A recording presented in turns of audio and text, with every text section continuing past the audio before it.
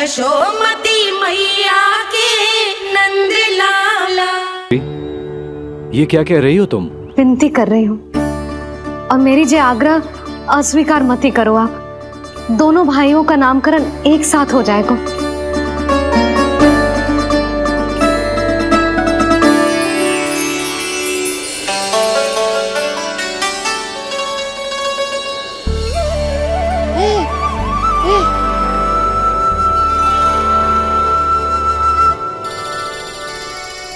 कितने प्यारे और निर्दोष बालक हैं।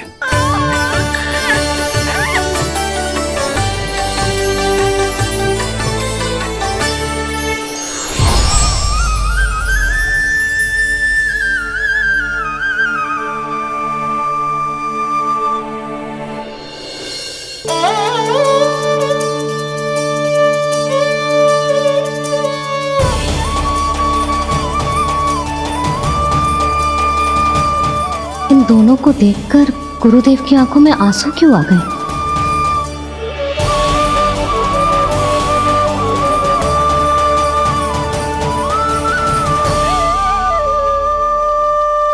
ये क्या कर रहे हैं ऋषिवर? संभालिए अपने आप को, नहीं तो मेरा रहस्य खुल जाएगा आज। अरे ऋषिवर, हाथ मत जोड़िए। इससे पहले कि गड़बड़ हो जाए, अपनी नमस्कार मुद्रा को आशीर्वाद मुद्रा में बदल दीजिए। बात को समझिए। मैंने ये अवतार मैया और लल्ला के अद्भुत संबंध का अनुभव करने के लिए लिया है, पर आपकी भावुकता के कारण यदि मैया को मेरा सत्य पता चल गया तो ये संबंध ही बदल जाएगा।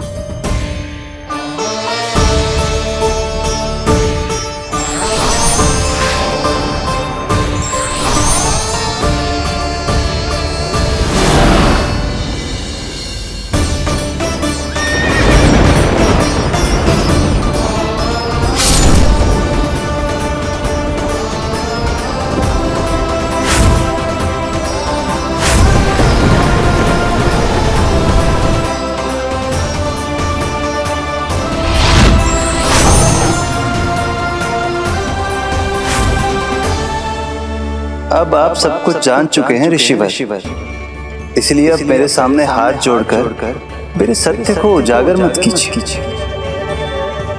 अपने शिष्य वसुदेव के पुत्र के रूप में मुझे आशीर्वाद दीजिए।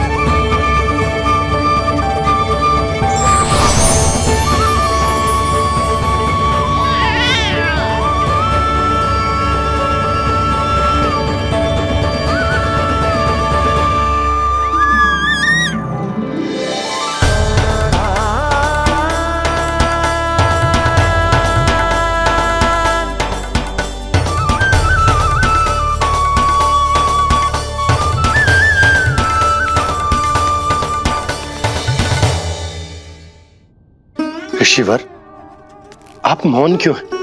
और आपकी आंखों में आंसू? सब कुछ ठीक है ना? अब तो आप हमारे लल्ला का नामकरण करोगे ना? इन दोनों का नामकरण करना मेरा सौभाग्य होगा पुत्री।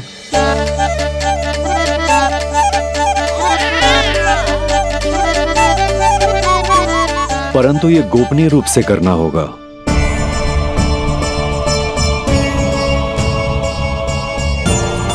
अवश्य ही स्वामी का आग्रह होगा, ताकि कंस की बुरी दृष्टि हमारे पुत्र पर ना पड़े। ये तो बहुत महान ऋषि हैं, इन्हें कंस के अत्याचारों के बारे में अवश्य पता होगा। अपनी संतान का नामकरण संस्कार करना एक मां के लिए उत्सव से कम नहीं होता है, पर यह छुपकर करना होगा। आप दोनों को स्वीकार तो है ना? जैसी आपकी आज्ञा गुरुदेव। स्वीकार है गुरुदेव। तो फिर कहाँ करना है हमें नामकरण का प्रबंध?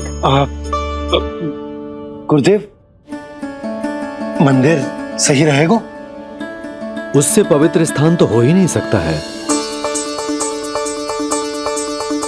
ऋषिवर, आप तनिक विश्राम कीजिए, हम लोग प्रबंध करते हैं। मैं कुछ समय इन बालकों के साथ व्यतीत करना चाहूंगा।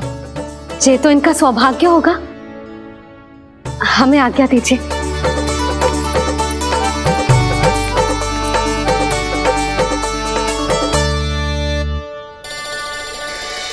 प्रभु, स्वयं भगवान होकर भी आपको बंदी गृह में जन्म लेना पड़ा। अब अपनी मां को छोड़कर दूसरी मां के यहां पलना पड़ रहा है। जब से गोकुल आए हैं, छुप छुप कर रहना पड़ रहा है। इतनी नन्ही सी अवस्था में दुष्ट कंस के कितने ही आक्रमणों का सामना कर चुके हैं आप। और जिस उत्सव में सभी सप्तऋषियों और सभी देवी देवताओं को साक्षी बनकर आना चाहिए, उस नामकरण उत्सव को यहां एकांत में करना पड़ रहा है।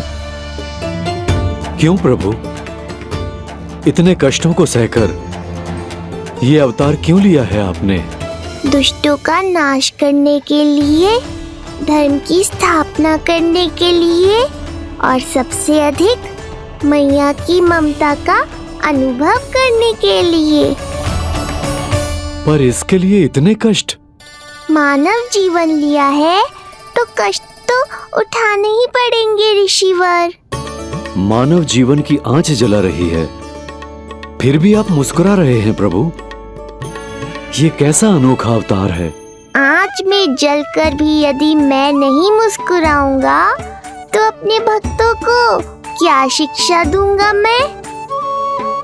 आज एक कंस का प्रकोप है, भविष्य में सहस्रों कंस होंगे और आने वाले युगों में होंगे अनगिनत कंस।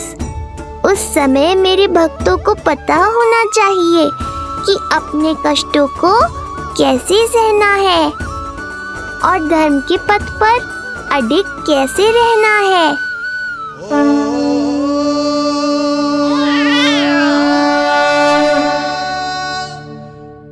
आप धन्य हैं प्रभु।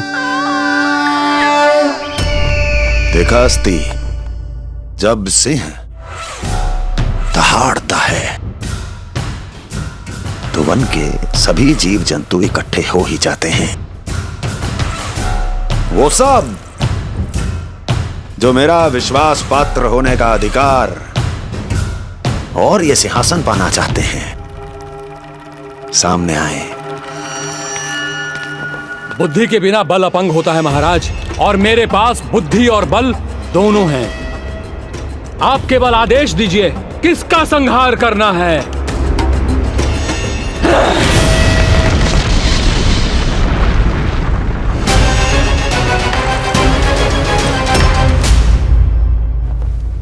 सारी तैयारी हो गई।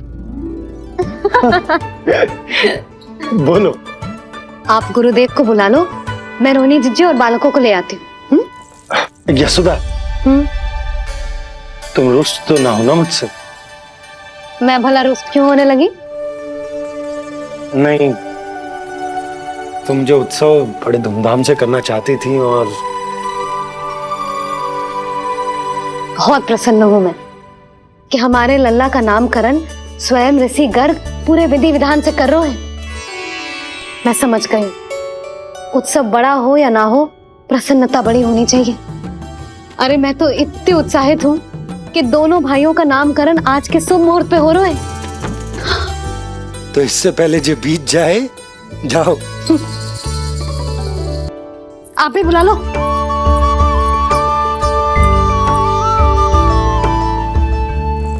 यहाँ सब के सब एक से बढ़कर एक है, तो फिर अपने कार्य के लिए किसका चुनाव सबसे पहले करूं?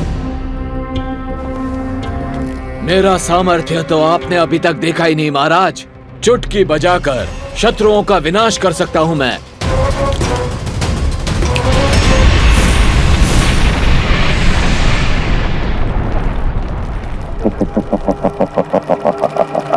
वाह! किंतु आपने तो बताया ही नहीं कि करना क्या है। वध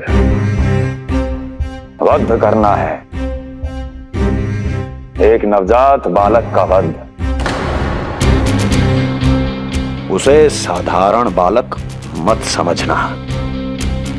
गोकुल में नंद के घर पल रहा वो बालक विष्णु का अवतार है।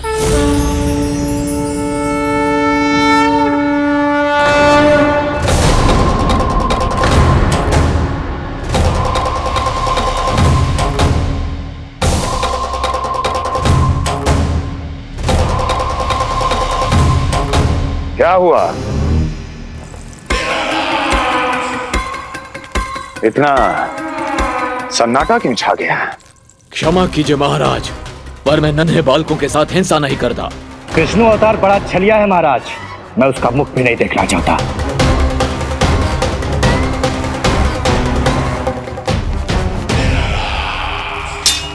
गाने दो इन्हें। वैसे भी इस सिंहासन के लिए मुझे कायरों की कोई आवश्यकता नहीं। जाने दो।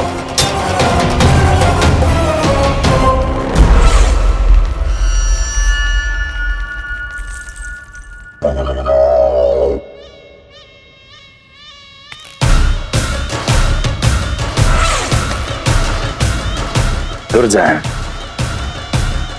क्या कहा था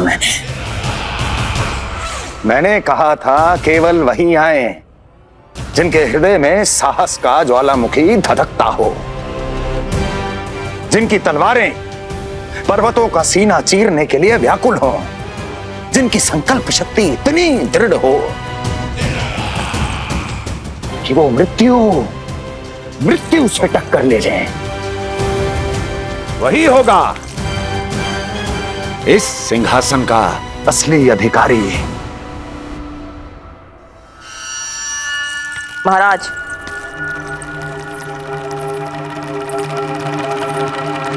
ना तो आपके दिए इस सम्मान का कोई मूल्य रह गया है और ना ही आपके भय का।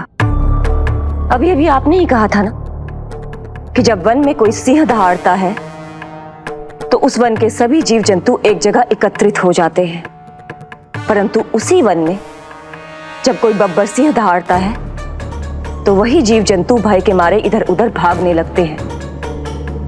निश्चित ही वो बालक इन सब के लिए बब्बर सिंह बन चुका है। उसका भय हमारे साम्राज्य की नींव हिला रहा है महाराज।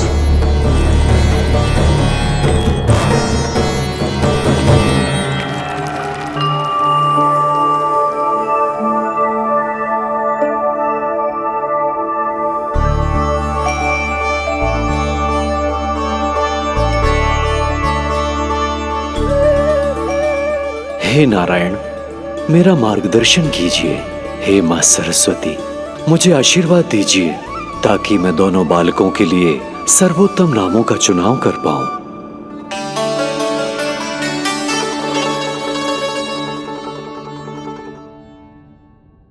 आपके पुत्र को बड़े भाई के कर्तव्य का निर्वाह करना है और इस दायित्व को प्रभु श्री राम से अच्छा किसने निभाया है? जैसा अटूट संबंध उनका अपने भाइयों के साथ था, मैं श्री नारायण से प्रार्थना करता हूं कि वैसा ही प्रेमपूर्ण संबंध इसका भी अपने छोटे भाई के साथ हो।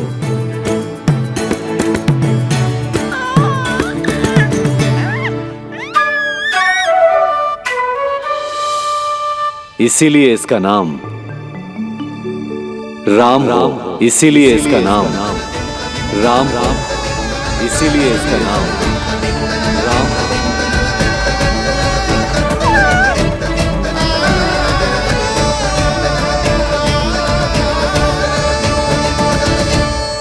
बड़े भाई में आदर्श, न्याय, संकल्प बल के साथ साथ शारीरिक बल भी होना चाहिए। मैं देख पा रहा हूं ये बालक इन सब बलों के लिए जाना जाएगा। इसलिए जो नाम इसके व्यक्तित्व के लिए सबसे उचित है वो है बलराम। बलराम, बलराम।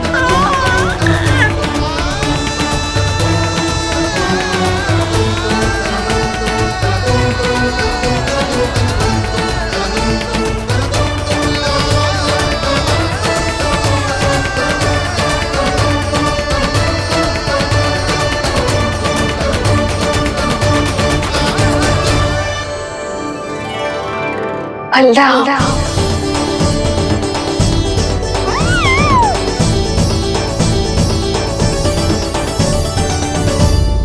तो फिर उसका नाम बल राम रखना। कैसा अद्भुत संयोग है रिसीवर। जब इसके जन्म की सूचना देने मैं वसुदेव भैया के पास मथुरा गया था, तब उन्होंने भी यही नाम रखा था, बलराम। ये संयोग नहीं, नारायण की इच्छा है नंदराज। बलराम से अधिक उपयुक्त नाम इस बलराम के लिए कुछ और हो ही नहीं सकता है। पर मैं तो दाऊ कहकर ही बुलाऊंगा इन्हें, बलदाऊ।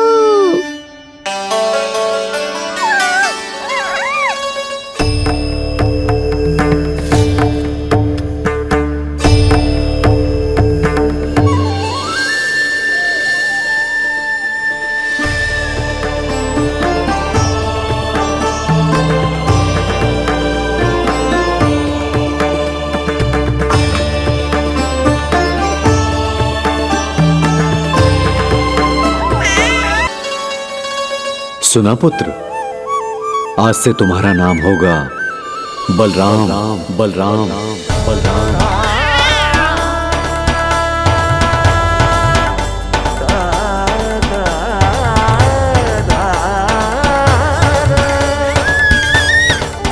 गुरुदेव, कितना अद्भुत नाम दिया है आपने इसे। अब मेरे लल्ला को भी ऐसा ही कोई उत्तम सा नाम दे दो।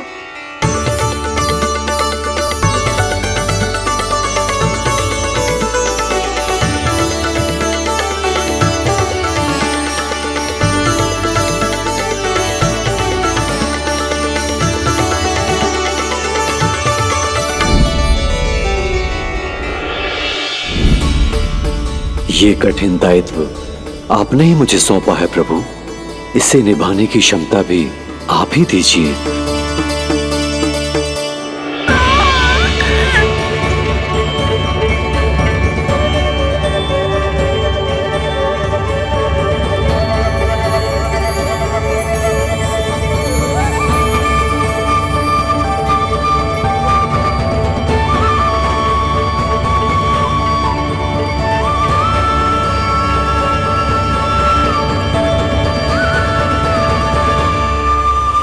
कृष्ण कृष्ण कृष्ण कृष्ण कृष्ण कृष्ण कृष्ण कृष्ण कृष्ण।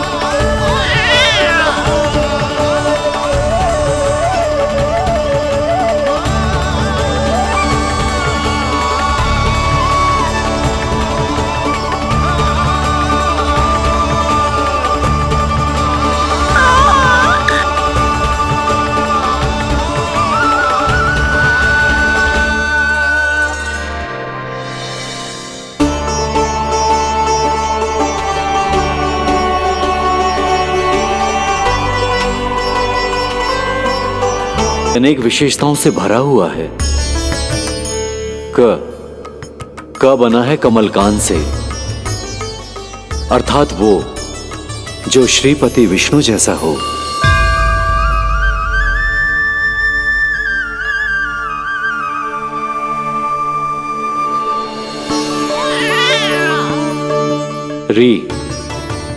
री की उत्पत्ति हुई है श्री राम से, अर्थात वो जो सबके हृदय में बस जाए। ऐश्वर्य के स्वामी विष्णु के लिए, अर्थात वो जो समृद्धि लेकर आए।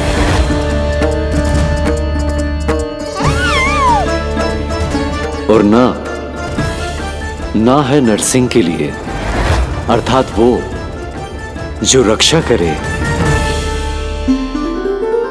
और अंत में आकार की मात्रा सूचक है अग्निदेव का,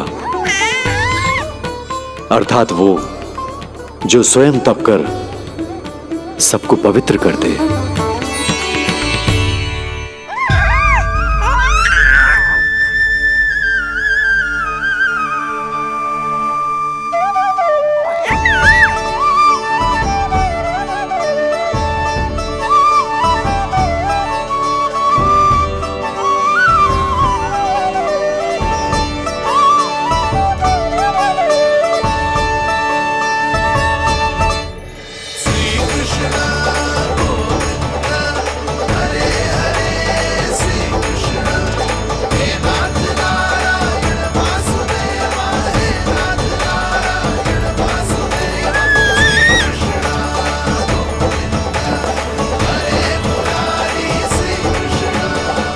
आज से तुम्हें सारा संसार जिस नाम से पहचानेगा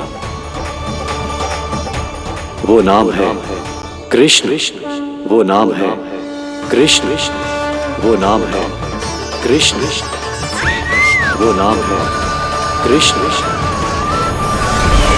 कृष्ण कृष्ण कृष्ण कृष्ण कृष्ण कृष्ण कृष्ण कृष्ण कृष्ण कृष्ण कृष्ण कृष्ण कृष्ण।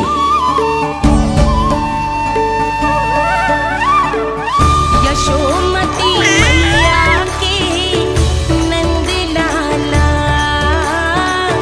यशोमती मैया के नंद लाला। असुरी कार्य करने वालों के लिए कृष्ण नाम का अर्थ एक और भी होगा। वो घनी अंधेरी रात जिसमें इसने जन्म लिया, पर इससे जो प्रेम करते हैं उन सभी के लिए कृष्ण नाम का अर्थ होगा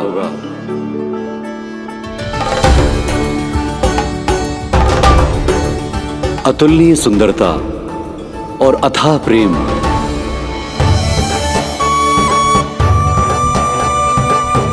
इन दोनों विशेषताओं का साक्षात स्वरूप होगा ये कृष्ण।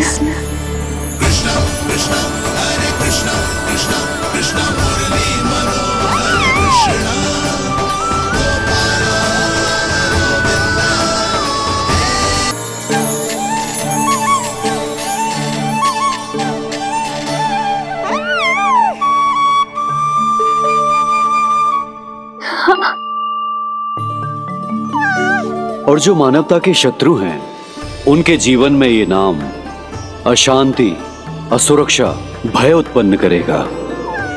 पर सात्विक प्रवृत्ति के व्यक्तियों के लिए ये नाम शांति, संतोष और सुख का सूचक होगा।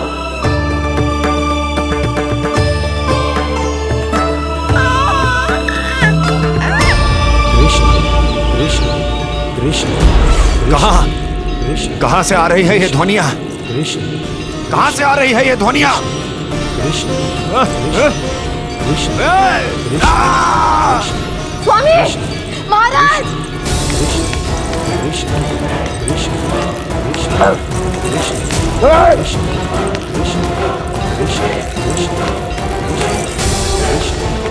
कैसी ध्वनि महाराज?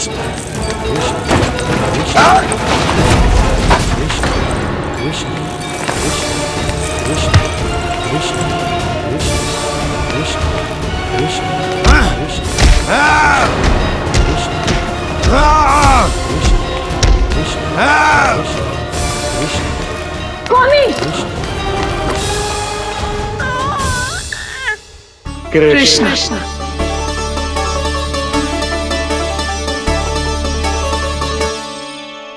कृष्ण, जे नाम अनंत काल तक स्मरण किया जाता रहेगा, जे ही तेरी मैया का आशीर्वाद। संसार मुझे कृष्ण बुलाए या नीलमणि कहकर पुकारे, मैं रहूंगा तो बस यशोमती मैया का नंद लाला। यशोमती मैया के नंद लाला, यशोमती मैया के नंद लाला।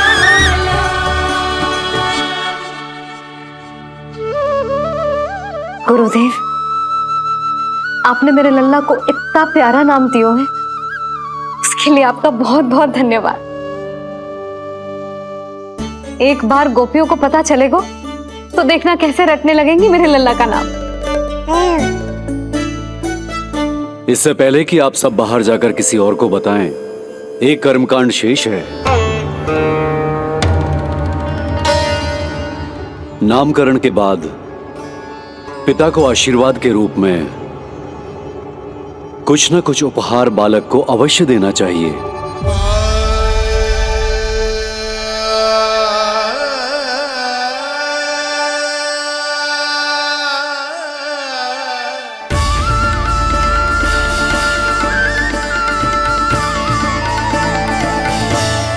मैं क्या दूं?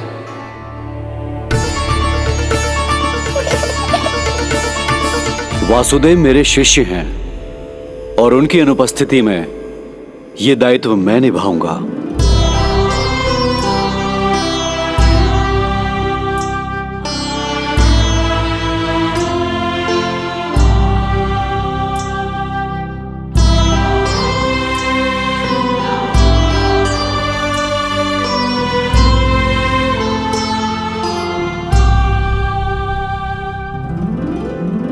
इसे अपने पिता की ओर से स्वीकार करो पुत्र।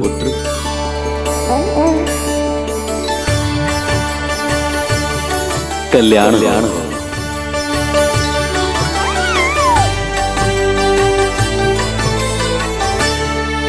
क्या दूं मैं इसे?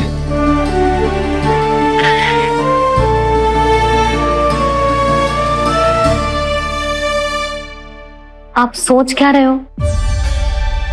आशीर्वाद दो ना अपने कृष्ण को। अच्छा, सोच रहा हूं कि लल्ला को क्या दूं?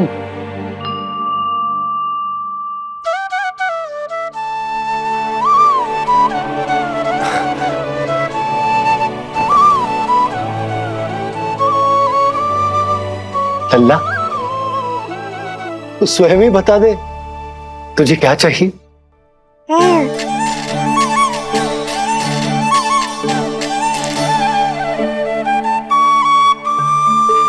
देखो जी, लल्ला ने ही आपकी उलझन समाप्त कर दी।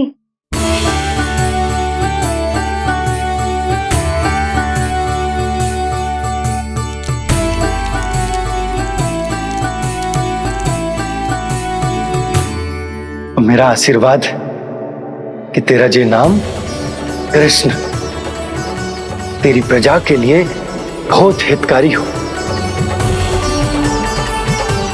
गुरुवर, आप भी इसे आशीर्वाद दें।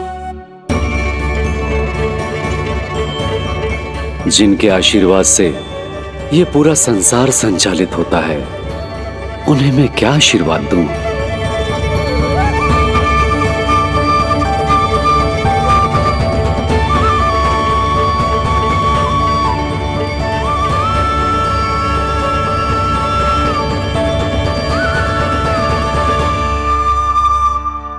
आपने तो मुझे मेरा नाम दिया है ऋषिवर। ये तो मेरा सौभाग्य था प्रभु कि आपने इस कार्य के लिए मुझे चुना। पर आपका कार्य अभी समाप्त नहीं हुआ ऋषिवर। एक विनती और है मेरी। आज्ञा दीजिए प्रभु, क्या करना होगा मुझे? बाबा को मेरी वास्तविक पहचान बतानी होगी आपको, और इन्हें इस बात के लिए मनाना होगा कि ये मैया को कभी भी मेरा सत्य पता ना चलने दे। पर प्रभु, मैं ये कैसे कर पाऊंगा? आप ही कर पाएंगे ऋषिवर, क्योंकि अब आप इस कृष्ण अवतार के मुख्य उद्देश्य को जानते हैं। बंद करो, बंद करो ये दुनिया। कौन सी दुनिया? ये दुनिया बंद करो, बंद करो। क्या सुनाई दे रहा है आप? ये शब्द जो मेरे कानों में गूंज रहा है। भरत सरस्वती, रुक जाइए। बस मुझे महाराज।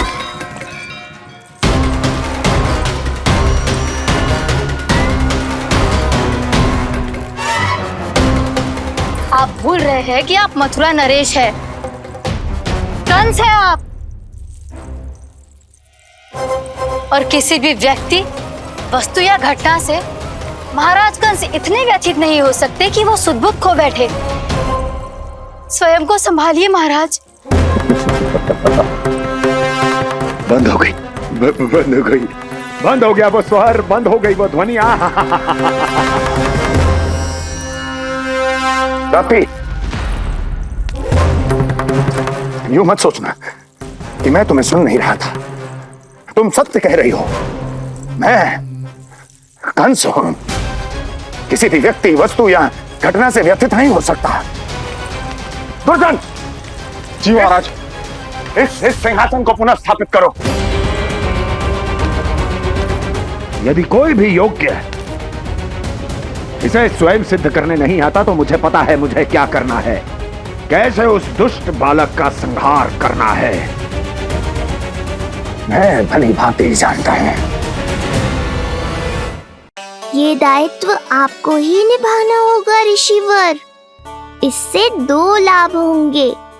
एक तो मेरे बाबा कंस के कारण होने वाली चिंता से मुक्त हो जाएंगे और आवश्यकता पड़ने पर मेरी पहचान को मैया से सुरक्षित रखने में सहायता भी करेंगे।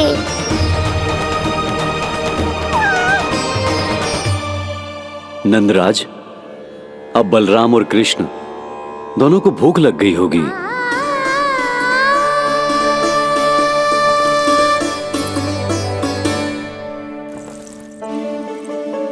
प्रणाम गुरुदेव। प्रणाम गुरुदेव।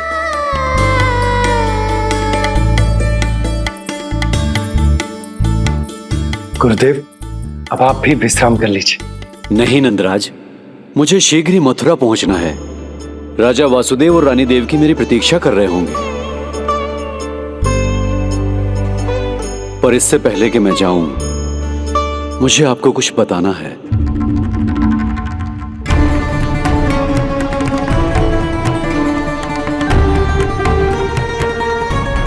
गुरुदेव, आपके ललाट पर बल पड़ गए। सब कुछ ठीक तो है ना? कहीं आप मुझे कंस के बारे में तो ना बताना चाहते? गुरुदेव, मैं जानता हूं कि कंस नवजात शिशुओं की हत्या करवा रहा है।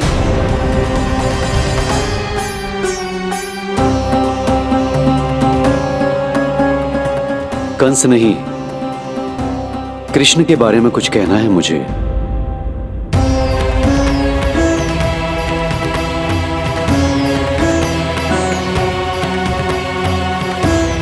बताइए गुरुवर। मैं एक ऐसा सत्य बताने जा रहा हूं नंदराज, जो है तो वरदान, पर उसे स्वीकारना आपके लिए बहुत कठिन होगा। गुरुदेव, आप जो कह रहे हैं वो मैं समझ ना पा रहा हूं। बताइए ना।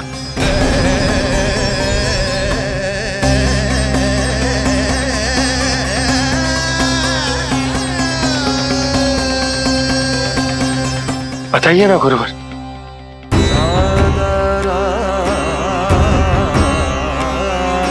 सत्य यह है नंदराज, कृष्ण राजा वासुदेव के पुत्र हैं। कृष्ण राजा वासुदेव के पुत्र हैं। कृष्ण राजा वासुदेव के पुत्र हैं।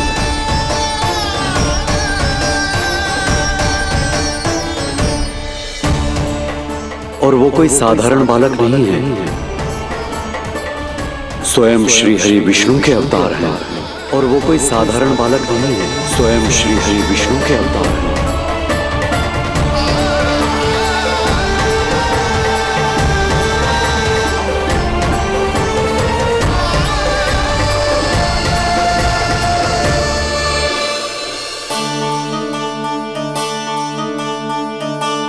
कछु विचित्र लग रहा है। कौन हो तुम? मैं हूं श्री विष्णु का अवतार। कैसे संभव है गुरुदेव? वो तो नन्हा सा बालक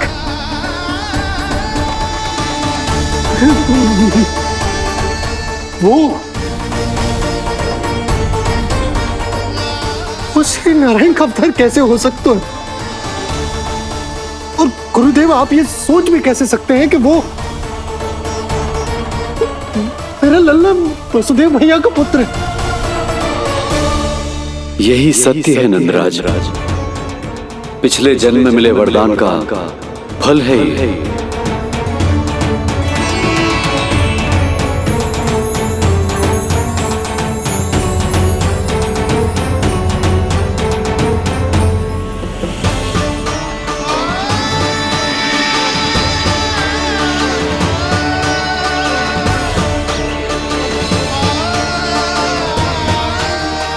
मैं आपकी संतान के रूप में अवश्य आऊंगा, किंतु उसके लिए आपको मेरे अगले अवतार के बाद एक और अवतार की प्रतीक्षा करनी होगी, क्योंकि अगले जन्म के लिए मैं पहले ही ये वरदान माता देवकी को दे चुका हूं। इस समय मैं विवश हूं, किंतु मैं आपको वचन देता हूं, आपकी संतान बनकर अवश्य आऊंगा। प्रभु, श्री हरि को अपने सामने देखकर मेरी व्याकुलता का बांध टूट गया है।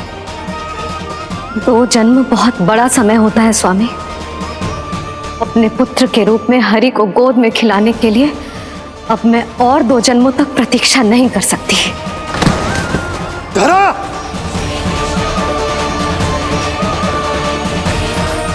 माता देवकी को मैं पहले ही वचन दे चुका हूं, इसलिए विधि के विधान के अनुसार मुझे उन्हीं का पुत्र बनकर जन्म लेना होगा। किंतु आपकी आतुरता का अनुभव करने के बाद अब मैं भी आपका स्नेह पाने से स्वयं को और वंचित नहीं रख सकता। ये जो भी हो रहा है प्रभु की ही लीला है।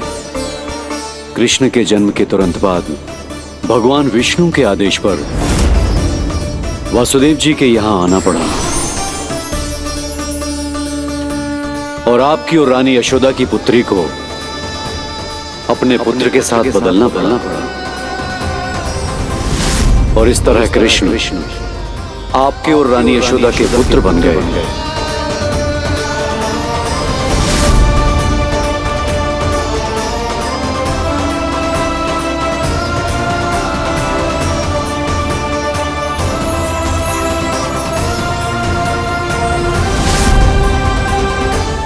आपने सही कही थी गुरुदेव।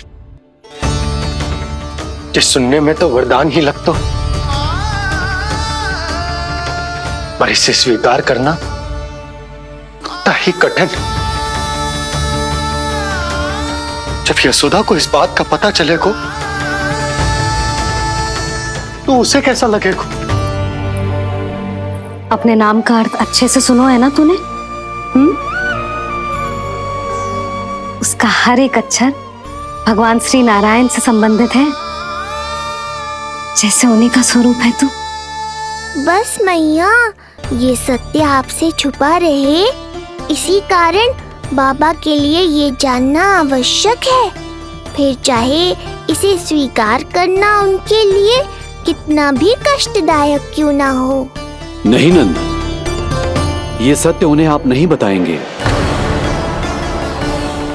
स्वयं प्रभु ने मुझसे कहा है किसी और प्राणी को इसके बारे में भनक तक नहीं लगनी चाहिए, और रानी यशोदा को तो बिल्कुल नहीं। गुरुवर, कंस के आक्रमणों की जानकारी यशोदा से पहले ही छुपा कर रखना कठिन था। अब इतना बड़ा सत्य मैं यशोदा से कैसे छुपाऊंगा? आपको छुपाना ही होगा नंदराज, यही प्रभु की इच्छा है। अपनी मैया की ममता का अनुभव कर पाए, यही तो उनके अवतार का मुख्य उद्देश्य है। मुख्य उद्देश्य? हाँ नंदराज, नर नारायण के अवतार में अपनी तपस्या करते समय प्रभु ने जो अनुभव किया था, उसके कारण ममता के सुख का अनुभव करने के लिए प्रभु व्याकुल हो उठे थे। ऐसा क्या हुआ था, मुझे भी बताइए। हो सकता है ये बात इस सत्य को स्वीकार करने में मेरी सहायता करे। बहुत समय पहले की बात है, अनेक देवी देवता परम प्रभु विष्णु के पास बैकुंठ गए थे। वहां प्रभु की आंखों में आंसू देखकर वो सभी स्तब्ध रह गए।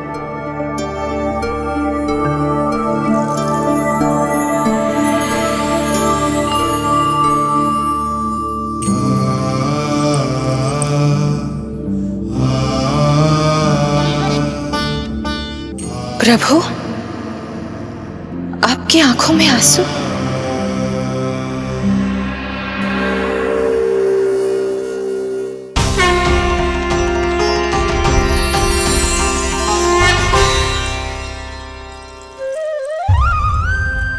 चिंता मत कीजिए, आप सब तो जानते हैं हिरण्यकश्यप को मारने के लिए मैंने नरसिंह अर्थात आधे मानव और आधे सिंह के रूप में अवतार लिया था। उस राक्षस का वध करने के बाद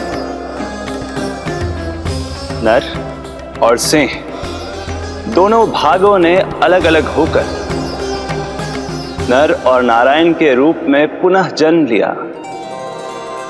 वर्तमान में वो दोनों बद्रिकाश्रम में तपस्या कर रहे हैं।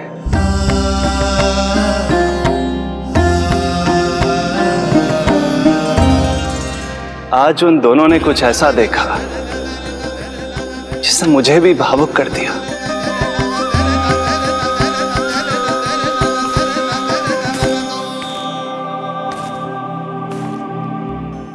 सखा, ये युवक कौन है? निकट के एक गांव के धनी व्यापारी का पुत्र है ये। प्रत्येक संध्या वन के उस पार ये अपनी प्रेयसी से मिलने जाता है और फिर रात्रि भर उस नर्तकी के साथ सहवास करने के बाद सुबह अपने निवास को लौट आता है। यदि यही इसका नित्य क्रम है, तो फिर आज ये इतने तनाव में क्यों है?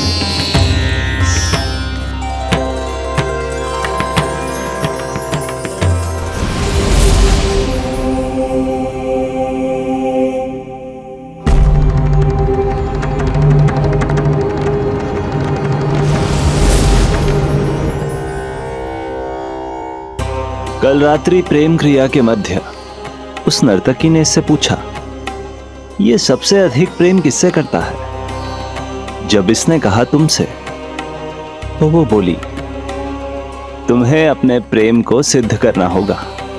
अपनी मां के हृदय को उसके तन से अलग कर मुझे सौंपना होगा। मां का हृदय? मैं कौन थी रही? उन्होंने संध्या होने तक वहीं नदी किनारे प्रतीक्षा करने का निर्णय लिया ताकि वो ये जान सके कि क्या वो युवक अपनी क्रूर प्रेयसी को छोड़ेगा या वासना में अंधा होकर अपनी ही माता की हत्या करने का जघन्य अपराध करेगा। अब उसके वन पार करने का समय बीत चुका है। युवक ने विवेक का परिचय दिया है सखा। हे प्रभु, आपका कोटि कोटि धन्यवाद।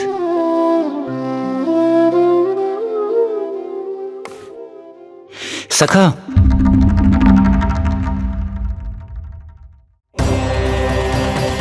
सखा मुझे बताओ, जो अकल्पनीय था कहीं वो घट तो नहीं गया?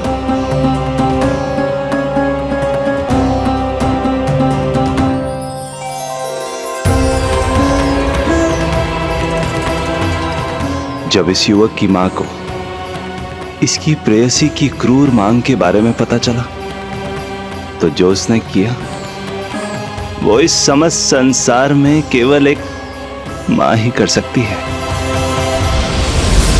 बस इतनी सी बात?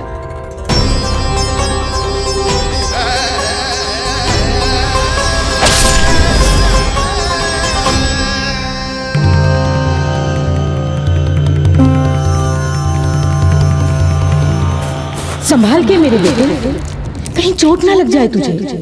संभाल के मेरे बेटे, कहीं चोट ना लग जाए तुझे। संभाल के मेरे बेटे, कहीं चोट ना लग जाए तुझे। ये तो उसकी मां की पुकार है। मां, मैंने क्या कर दिया मां? मां!